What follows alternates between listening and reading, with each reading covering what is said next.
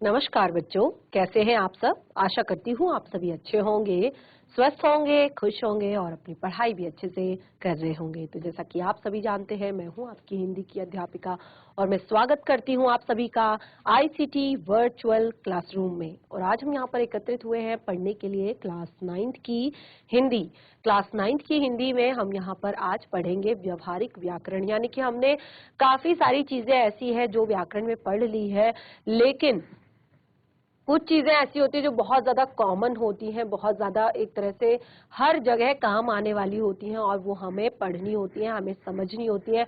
लेकिन कई बार हम उन छोटी छोटी चीजों में ही गलती कर जाते हैं। तो देखिए, हमने अपने लास्ट सेशन में यहाँ पर अनुच्छेद लेखन यानी कि पैराग्राफ राइटिंग सीखा था और उससे पहले भी हमने यहाँ पर व्याकरण से जुड़े हुए कई सारे टॉपिक्स जो है क्लियर कर दिए हैं।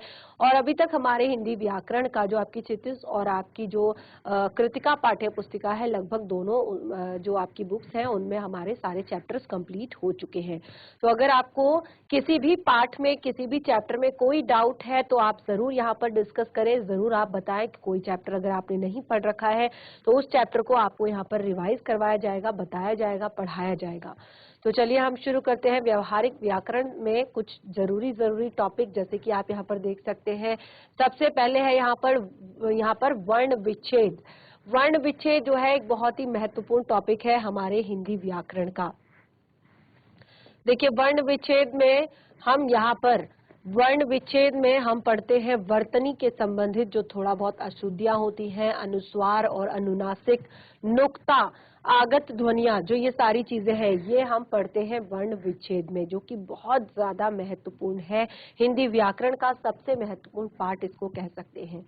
उसके बाद आता है हमारा पाठों के संदर्भ में उपसर्ग और प्रत्यय। तो उपसर्ग और प्रत्यय मैं आप लोगों को क्लियर करवा चुकी हूँ कि किसे कहते हैं उपसर्ग और किसे कहते हैं प्रत्यय। उसके बाद आता है आपका पर्यायवाची और विलोम शब्द। देखिए, अब आप क्लास 9th में है और पर्यायवाची और विलोम शब्द आप छोटी क्लासेस में पढ़ चुके हैं। काफी सारे आपने पर्यायवाची विलोम शब्द पढ़े हैं अपनी छोटी क्लास में। उसके बाद आपका आता है अनेकार्थी शब्द, तो जो बहुत ही ज्यादा महत्वपूर्ण होता है। अनेकार्थी शब्द यानी कि एक से अधिक अर्थ जिन शब्दों के निकलते हैं उन्हें कहते हैं अनेकार्थी शब्द। उसके बाद आता है वाक्यांशों के लिए एक शब्द, तो ये भी आपके लिए बहुत ज्यादा जरूरी होते हैं। ठीक है। उसके बाद आता है वाक्यों के अंग। वाक्यों के अंग में भी आपको यहाँ पर सरल वाक्य, मिश्र वाक्य, ये सारी चीजें आपको यहाँ पर बताई जाएंगी।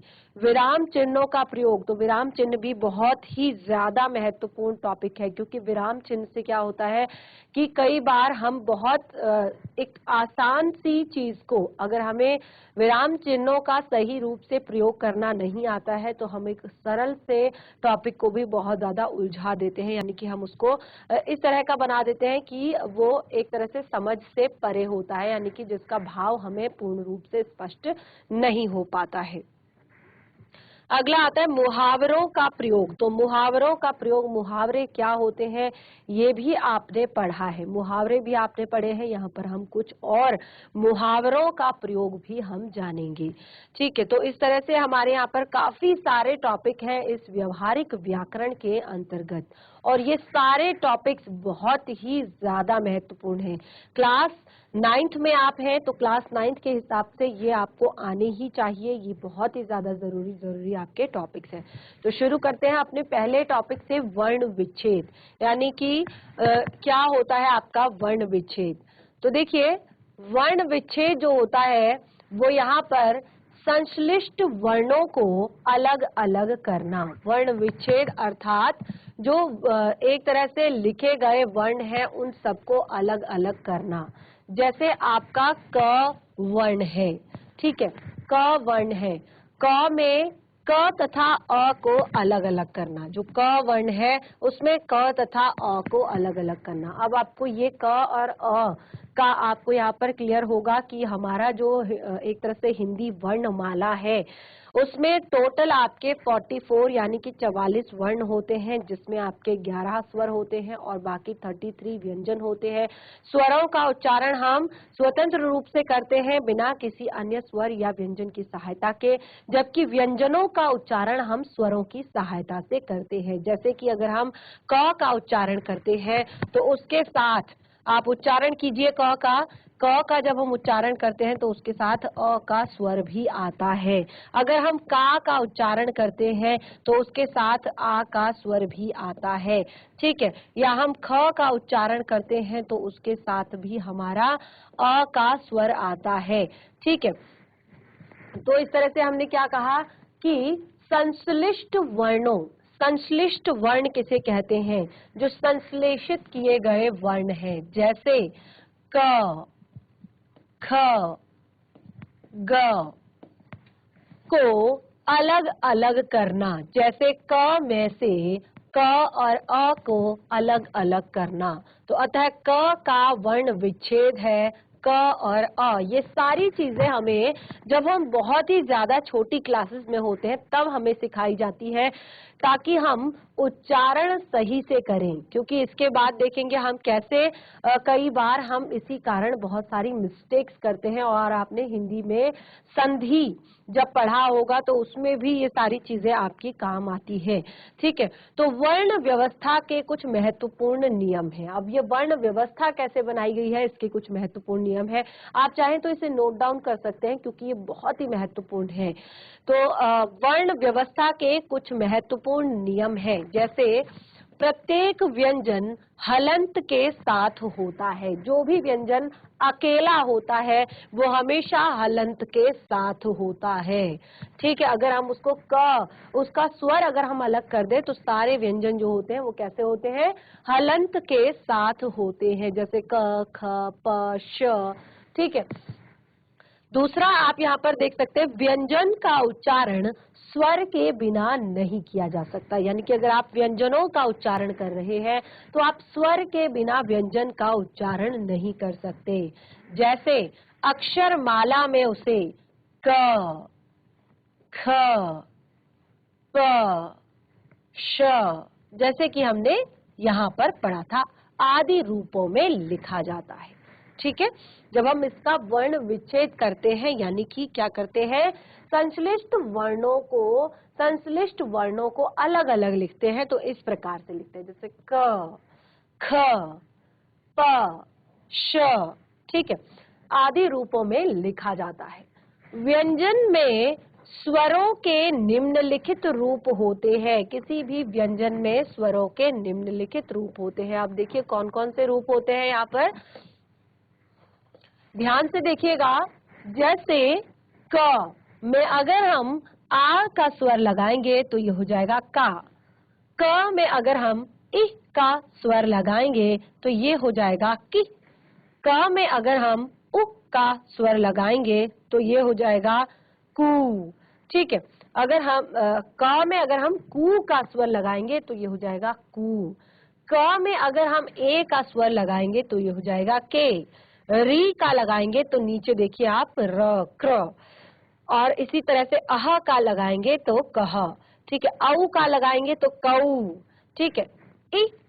ई, की, उ यानी कि कु, ठीक है। ऐसे ही के, कई, को यानी कि ओ, ड़ यानी कि कंग, अंग यानी कि आपका जो आपकी ये जो आपके यहाँ पर शब्द होते हैं उनको हम इस तरह से लिखते हैं, ठीक है।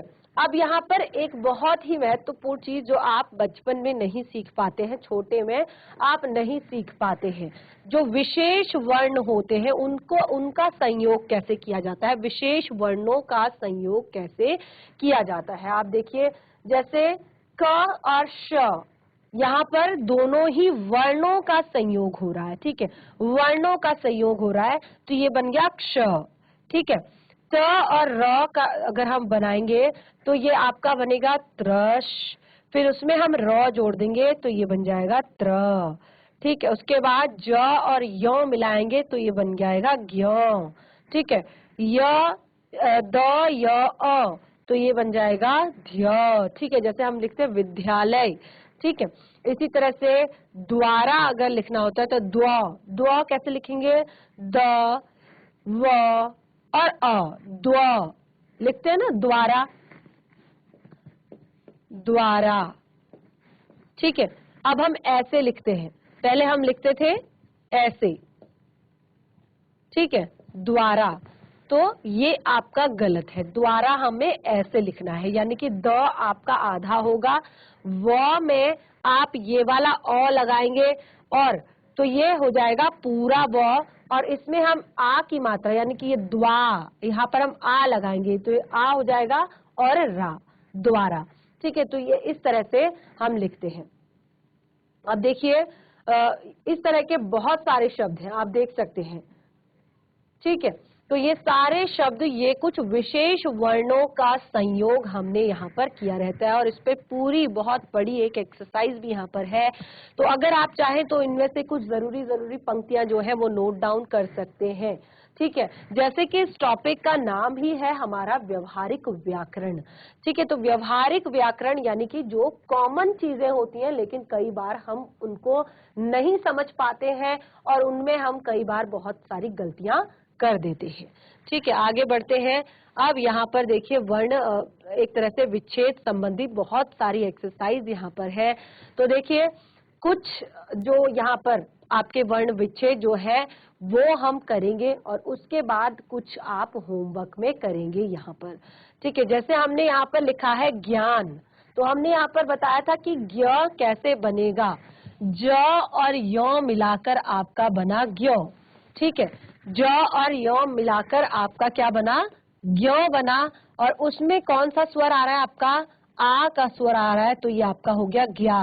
और न कभी भी आपका अगर आप लिखेंगे तो ऐसे कभी भी नहीं लिखा जाता है, यानी कि ऐसे कभी भी अगर अलग से आपको वर्ण विच्छेद करना है तो उसके लिए ऐसे, तो यहाँ पर लिखा गया है, तो ये क्या हो जाएगा आपका? ज्ञा न।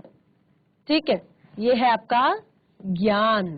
ठीक है, तो इस तरह से आप यहाँ पर बहुत अलग अलग तरह से वर्ण विच्छेद कर सकते हैं।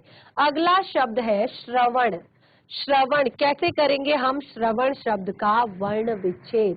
तो अभी अभी मैंने बताया था, श देख सकते हैं, र और आपका व, श व श्र, ये आपका श्र बन गया। व लिखने के लिए आपको इस तरह से है करना, ण को आप इस तरह से लिखेंगे, तो श्रवण। ठीक है, उसके बाद आता है आपका शब्द हरिद्वार। हरिद्वार, तो देखिए कैसे लिखेंगे हरिद्वार शब्द? ह रि, ह रि द्वा, जैसे अभी अभी बताया था मैंने कि द्वा कैसे लिखा जाता है, द और व, तो ये रहा आपका। ठीक है, द और व तो आपका ये रहा, उसमें आ का स्वर आ रहा है, तो क्या हो गया? हरिद्वा, और लास्ट में र, तो ये हो गया हरिद्वार। ठीक है, इसी तरह से उद्धार। उद्धार शब्द कैसे लिखेंगे?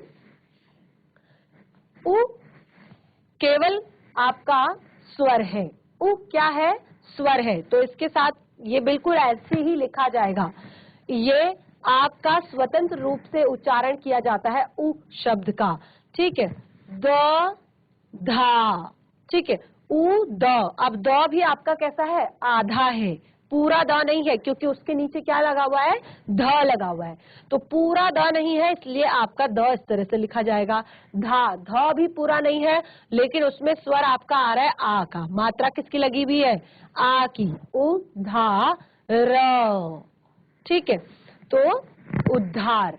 अब देखिए फिर से ध्वनि, ध्वनि शब्द लिखा गया है, तो देखिए ध्वनि शब्द कैसे लिखेंगे? ध, अब ये ध यहाँ पर कैसा है? ध कैसा है? आधा।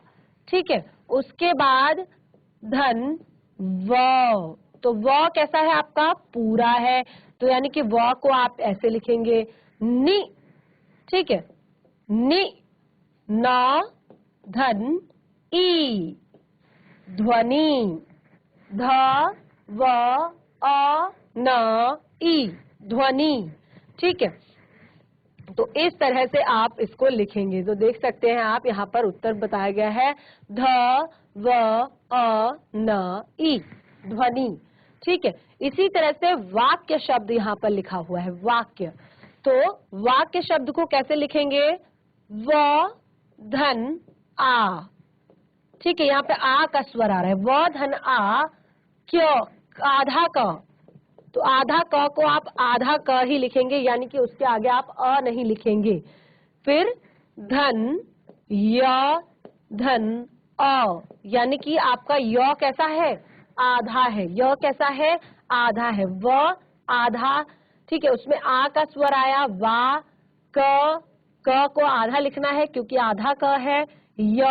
य को आपने इस तरह से हलंत लगाकर लिखना है, फिर आपने अ लिखना है। तो ये आपका सही उत्तर है, आप देख सकते हैं। तो ये देख सकते हैं आप, वाक्य। ठीक है, इसी तरह से हमने अगला शब्द लिखना है स्वतंत्र। ठीक है, अगला शब्द हमने लिखना है स्वतंत्र। कैसे लिखेंगे स्वतंत्र? स, क्योंकि स क्या है? आधा है। व पूरा है। तन, त, पहले त लिखेंगे, अ लिखेंगे क्योंकि त ये पूरा है। उसके बाद उसमें अंग की बिंदी, तो ये हो गया स्वतन। फिर लिखेंगे त्र, तो त्र कैसे बनेगा? त र अ, त्र। ये हो गया आपका स्वतंत्र। ठीक है, अगला शब्द है कुरुक्षेत्र। कुरुक्षेत्र, कुरुक्षेत्र शब्द का वर्ण विच्छेद कैसे करेंगे? कुरुक्षेत्र वर्ण का शब्द विच्छेद इस तरह से करेंगे, वर्ण विच्छेद कु रु। ठीक है, क और उ आपने लगाया, ये हो गया कु। ठीक है, अब र रु, तो र और उ, कुरु क्षेत्र, कुरुक्षेत्र। तो हमने कैसे बनाया था आपका क्षे? देखिए, ये आपका छ हो गया, इसमें ए की मात्रा लगाई, छे हो गया त्र, कुरुक्षेत्र। उसके बाद शब्द है अनिवार्य। अनिवार्य, ठीक है, अनिवार्य कैसे लिखेंगे? अ धन अ, पहला शब्द जो है अ ही लिखा जाएगा। अ क्या है? अ आपका स्वर है।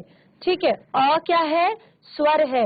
अनिवार्य, अ नी वा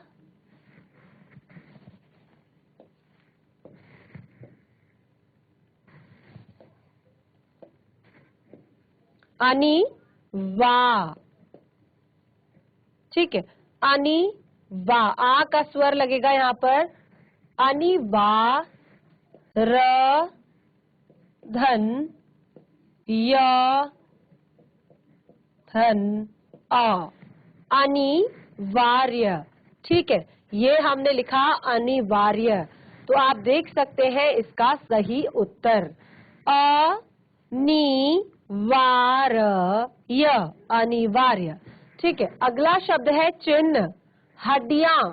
ठीक है, इस तरह से और भी बहुत सारे यहाँ पर शब्द हैं जिनका हमने यहाँ पर वर्ण विच्छेद किया हुआ है। तो इस तरह से आप यहाँ पर कुछ बाकी शब्द हैं जिनका वर्ण विच्छेद आप खुद से करेंगे। ठीक है, जैसे दीर्घ, ऊष्ठ, रिपु, महत्व, परीक्षा, ऋषि, हिंदी, वर्तनी, अभ्यास, विद्यालय, संयुक्त और उल्लेख। ठीक है, तो ये सारे शब्द हैं जिनका आपने वर्ण विच्छेद करना है। कुछ शब्द यहाँ पर वर्ण विच्छेद कर दिए गए हैं। ठीक है, जैसे आपको बताया दीर्घ, तो द में आप देखेंगे कौन सा स्वर आ रहा है। द में आपका आ रहा है बड़ी ई का स्वर आ रहा है, तो ये क्या हो गया? दी। फिर ऊपर से र लगा हुआ है, तो दीर्घ, दीर्घ। ठीक है, इसी तरह से उष्ट्र, उष्ट्र, उ श आधा है, त फिर र भी आधा है, फिर अ, उष्ट्र। ठीक है, ट भी आधा है, र भी आधा है, और लास्ट में अ का स्वर आ रहा है तो अ, रिपु, ठीक है, रिपु, बहुत ही ज्यादा सरल, र ई, री, प उ, पु, रिपु। महत्व, बहुत ही सरल, बहुत ही ज्यादा आसान, म, ह, त, आधा त लिखा हुआ है देखिए, और व, महत्व। परीक्षा, परीक्षा कैसे लिखा था हमने,क्षा, परीक्षा, प अ री, परीक्षा, परीक्षा। ऋषि, ऋषि कैसे लिखेंगे, री, क्योंकि री क्या है, स्वर है, री क्या है, स्वर है, तो स्वरों को हम स्वतंत्र रूप से उच्चारित करते हैं। और उसके बाद शी, री, शी। हिंदी, हिंदी शब्द कैसे लिखेंगे, देखिए हिंदी शब्द कैसे लिखेंगे, हा में ई, ही, न, द और ई, ये आपकी बड़ी ई है, ठीक है। वहां ध्यान से देखिए, मात्राओं को देखना है और उसी के हिसाब से स्वरों का प्रयोग करना है। ये स्वरों की मात्राएं आपको देखनी है। तो ये ही, तो यहाँ पे हमने छोटी ई लिखी, न आधा है तो हमने न लिखा, उसके बाद द है तो हमने द लिखा। अब द के साथ कौन सा स्वर आ रहा है, बड़ी ई का, तो हमने ये लिख दिया हिंदी, ठीक है। ये इसका बिल्कुल सही यहाँ पर उत्तर हो चुका है, ठीक है। इसी तरह से वर्तनी, अभ्यास, विद्यालय, संयुक्त, उल्लेख, ये सारे शब्दों को आपने यहाँ पर करना है, ठीक है। अब सबसे मेन चीज यहाँ पर आती है अनुस्वार और अनुनासिक। ये भी सबसे ज्यादा महत्वपूर्ण है हिंदी व्याकरण में, और कई बार हम इनसे बहुत सारी गलतियां कर देते हैं, इनके उपयोग का ज्ञान जब हमें नहीं होता है। तो देखिए, ये सारे आपके व्याकरण का हिस्सा है, ये आपके सिलेबस का हिस्सा है। और क्योंकि कई बार देखिए, ये हम बचपन में पढ़ लेते हैं, लेकिन कई बार हम इन्हीं के कारण गलतियां कर देते हैं, तो इसीलिए ये रिवाइज करने बहुत ज्यादा जरूरी होते हैं। जैसे अनुस्वार, अनुस्वार हम किसको कहते हैं, जो अंक की बिंदी होती है उसे हम कहते हैं अनुस्वार। तो देखिए, मूलतः अनुनासिक व्यंजन, जो अनुनासिक व्यंजन होते हैं, मूलतः जो अनुनासिक व्यंजन होते हैं, या यानी कि जो नाक से बोले जाने वाले व्यंजन होते हैं, व्यंजन ध्यान रखिएगा, जो अनुनासिक व्यंजन होते हैं, जैसे आपका ड, य, ड़, न, म का मात्रा रूप है। ये सब क्या है, इनका मात्रा रूप है। हम कहते हैं ना अंग की मात्रा या न की मात्रा, कभी हम म लिखने के लिए भी अंग की ऊपर म दर्शाने के लिए भी ऊपर बिंदी लगाते हैं, कभी हम न दर्शाने के लिए, जैसे आप यहाँ पर देख सकते हैं हंस, ठीक है, हंस, घंटी, ठीक है, हंस, घंटी।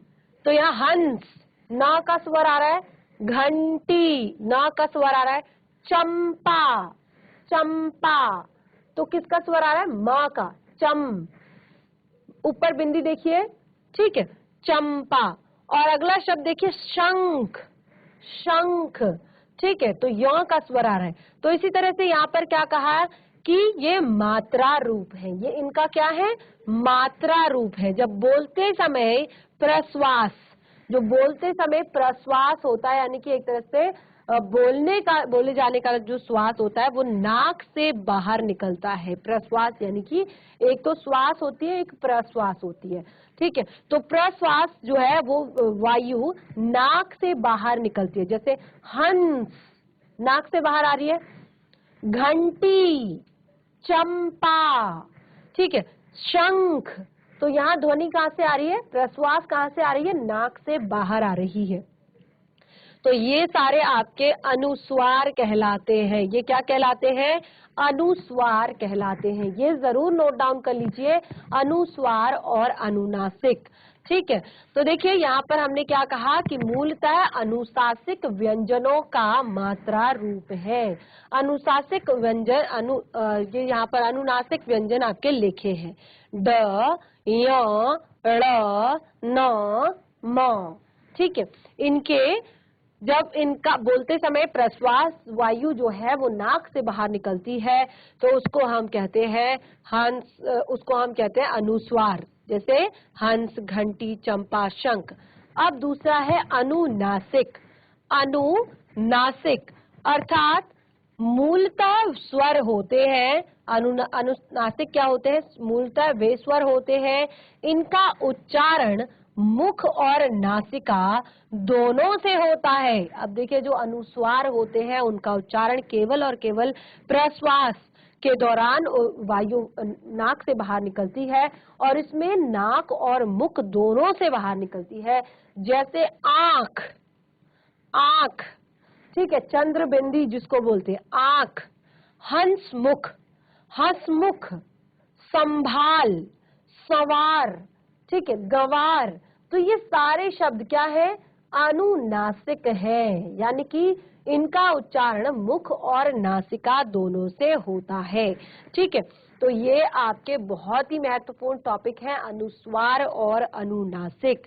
बिल्कुल भी कंफ्यूज नहीं कीजिएगा। कई बार हम क्योंकि देखिए अब हमें आगे बोर्ड एग्जाम्स भी देने हैं, तो हमारी हिंदी ऐसी होनी चाहिए कि हमें कहीं पर भी कोई डाउट ना रहे, कोई भी गलती जो है हम ना करें अपने हिंदी में। तो इस तरह से ये सारी चीजें पढ़ना बहुत ही ज्यादा जरूरी है। तो अगर नोट डाउन कर लिया हो तो आगे बढ़ते हैं और अब हम अपने अगले टॉपिक की तरफ बढ़ते हैं, जिसका नाम है र के विभिन्न रूप। देखिए ये जो चीज है ये भी आपने बचपन में ही पढ़ी होगी, र के विभिन्न रूप। तो देखिए र के विभिन्न रूप जो है यहाँ पर, जैसे र पर उ या ऊ की मात्रा लगाई जाए, अगर र पर उ और र पर ऊ की मात्रा लगाई जाती है तो वो किस प्रकार से लगती है, ध्यान रखिएगा। कई बार हम ये वाली गलतियां बहुत ज्यादा करते हैं। ठीक है, कहाँ पर हमें र पर उ की मात्रा लगानी है या कहाँ पर हमें र पर ऊ की मात्रा लगानी है। ठीक है, तो हिंदी में र विशेष वर्ण है, इसके लेखन में सर्वाधिक विविधता है, यानी कि इसके लेखन में सर्वाधिक विविधता है। कैसे, देखिए आपने देखा है कहीं पर र को इस तरह से लगाया जाता है, ठीक है, कहीं पर र को इस तरह से लगाया जाता है, कहीं पर र को इस तरह से लगाया जाता है। तो इसके एक तरह से इसके प्रयोग में बहुत अलग अलग विभिन्नताएं हैं, बहुत सारी विभिन्नताएं हैं और इन्हीं में हम मिस्टेक्स करते हैं। ये विभिन्नताएं हम समझ नहीं पाते, हम कहाँ पर कौन से र का प्रयोग करना है वो नहीं समझ पाते और फिर हम गलतियां करते हैं।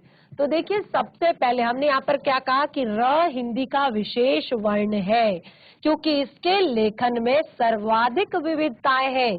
जैसे आपका क वर्ण है, आप क वर्ण को हर बार ही ऐसे ही प्रयोग करते हो, या आधे क के रूप में लिखते हो या पूरे क के रूप में लिखते हो, ख, ग, ठीक है, या आधे लिखेंगे या पूरे लिखेंगे। लेकिन र एक ऐसा वर्ण है जिसके बहुत डिफरेंट रूप है, यानी कि अलग अलग, जैसे म का रूप, म को बिंदी के रूप में भी इस तरह से लिखा जाता है।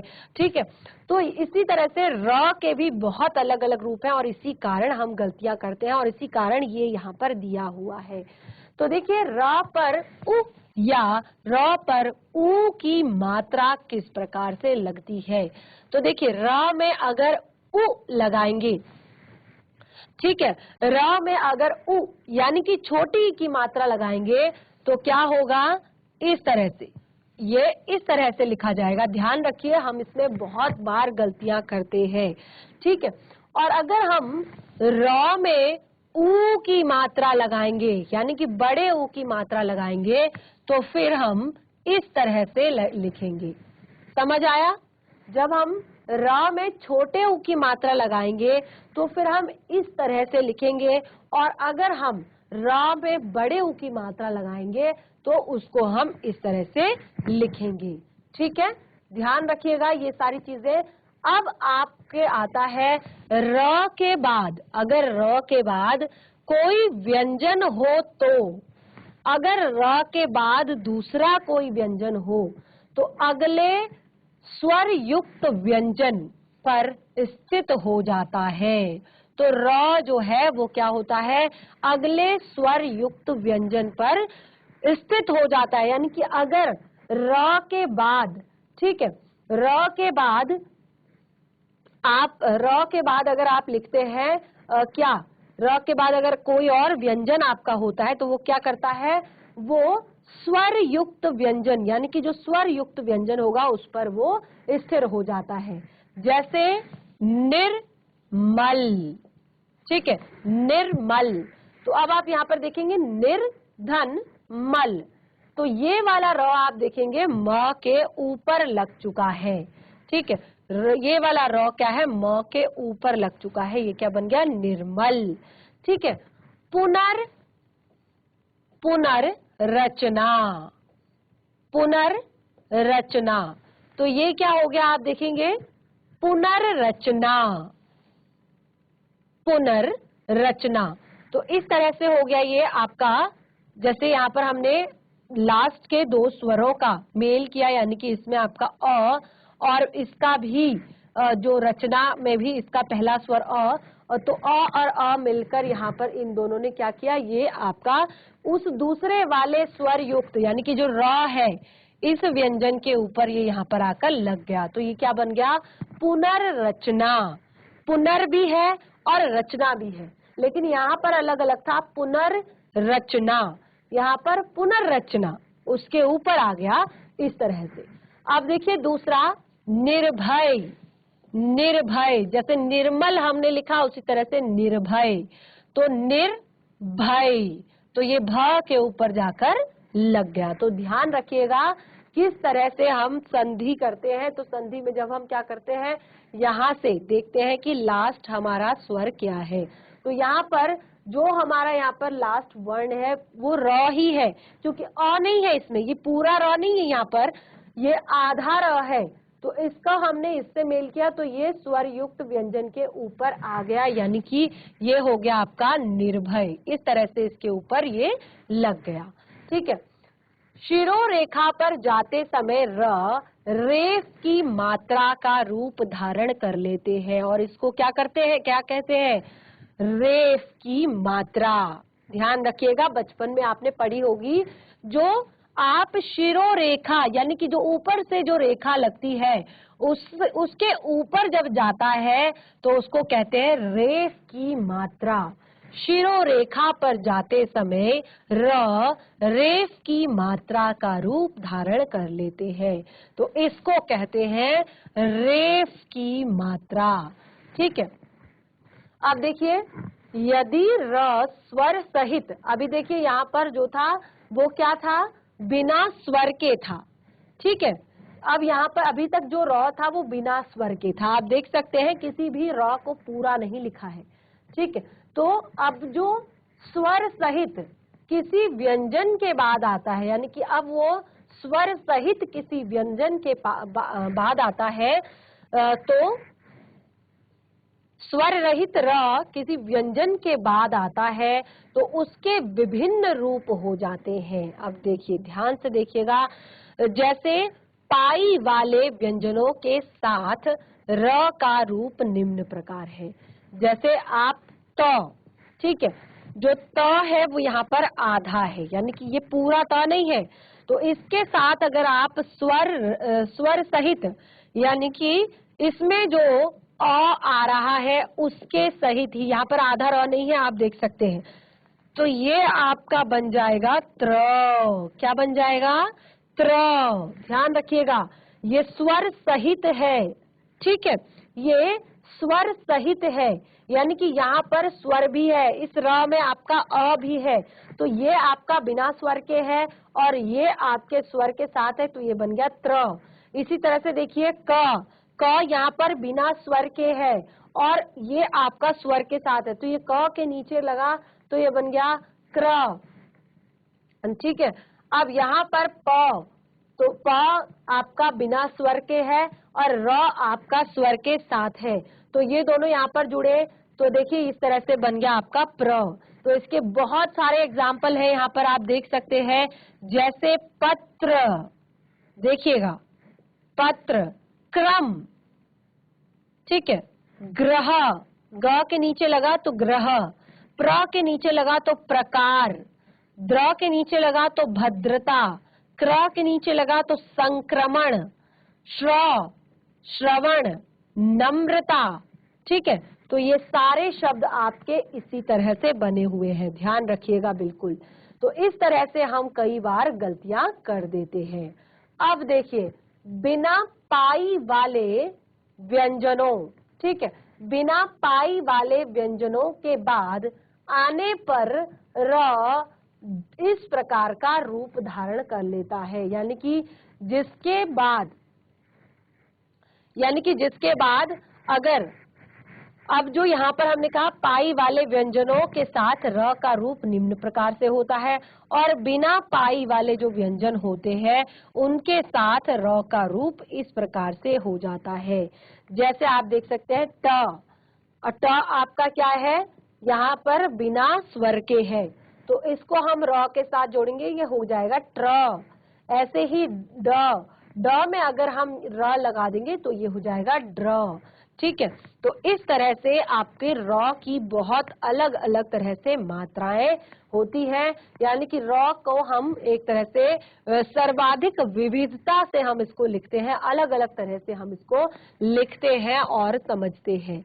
आगे बढ़ते हैं, यहाँ पर री की मात्रा, देखिए री की मात्रा में हम कई बार बहुत सारी जो है वो गलतियां करते हैं। जैसे अब देखिए, हमने यहाँ पर कहा री की मात्रा का उपयोग, री की मात्रा का उपयोग कैसे होता है। अगर हम क के साथ री का स्वर जोड़ते हैं तो इस तरह से हो जाएगा क्र, ठीक है, या क्री, री का स्वर आएगा, ठीक है। इसी तरह से अगर हम ह में अगर हम री लगाएंगे तो ये हो जाएगा री, ह में अगर हम, म में अगर हम लगाएंगे तो ये हो जाएगा आपका म्र, ठीक है।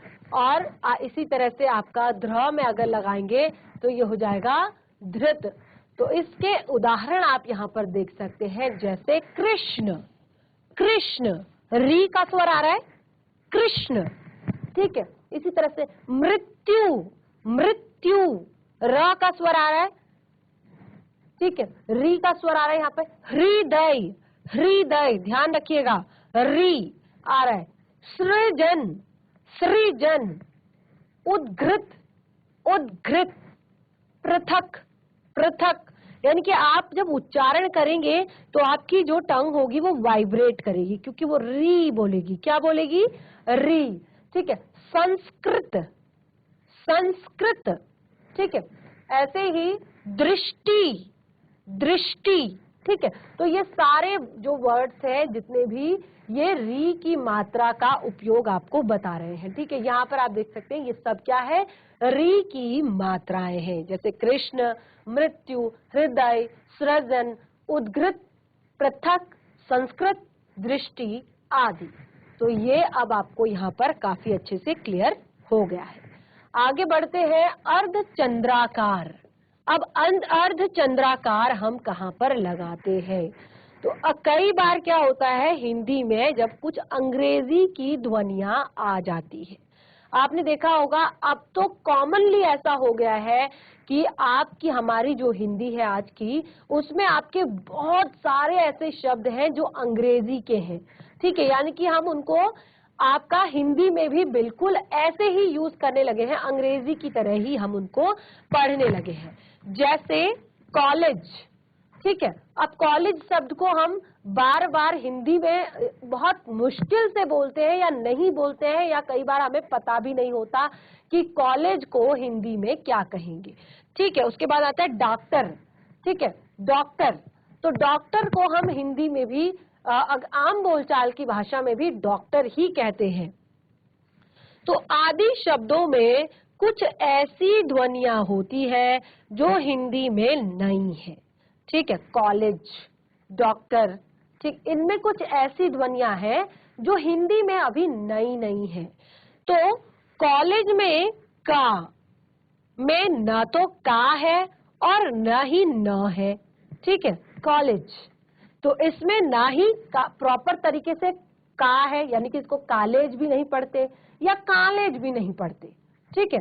आंख, जैसे आंख में हम कर रहे हैं ना लाख से उच्चारण, तो ऐसे ही हम इसको कॉलेज भी नहीं पढ़ते और कॉलेज भी नहीं पढ़ते, ये बिल्कुल अलग ध्वनि है, कॉलेज, ठीक है।